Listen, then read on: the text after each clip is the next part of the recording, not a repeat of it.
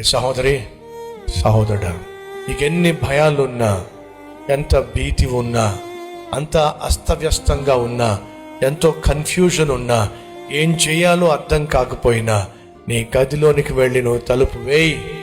నా ప్రభు యొక్క కాంతి నీ మీద ప్రకాశిస్తుంది.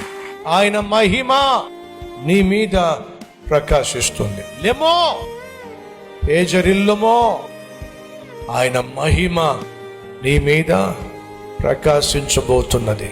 నువ్వు చేయాల్సిందేమిటి?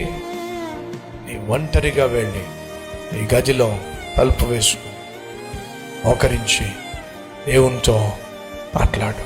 ఆ గది బయట నీ జీవితంలో ఎంత చీకటైనా అలుముకొని ఉండొచ్చు, నీ జీవితము కారు మేఘాలు కమ్ముకొని ఉండొచ్చు.